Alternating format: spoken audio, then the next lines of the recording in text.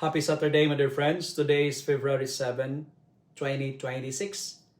And in today's Gospel from the beautiful and the wonderful account of the Gospel of Mark, chapter 6, verses 30 to 34, I recognize myself in the tired disciples who returned to Jesus carrying stories, success, and failures, longing simply to rest.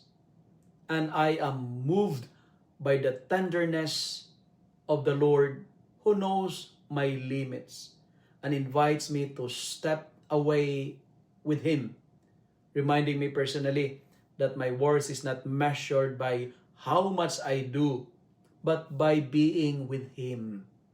Yet, I am equally challenged when the crowd appears and Jesus, instead of protecting His own rests, allow His heart to be moved with compassion, teaching me that real rest in God does not close me in on myself, but soften me for others, so that even in my weariness, even in my tiredness, as a disciple and shepherd, Christ reshapes my fatigue into mercy and shows me that staying close to Him is the only way my tired heart can continue to love.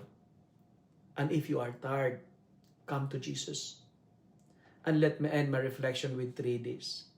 First D, draw near to Jesus, because true rest begins not in escape, but in staying close to the Lord who knows our limit. The second D, detach from constant doing. My dear friends, learning to step back, learning to be still, and allow God to restore what ministry and life have drained. Detach from what destroy you. And finally, discover compassion anew, realizing that when we rest in God, even our tired hearts can be transformed into instruments of mercy for others. If you love and like this reflection, kindly share it with your friends, share it with your family, make the Word of God viral so that many will be blessed. Amen.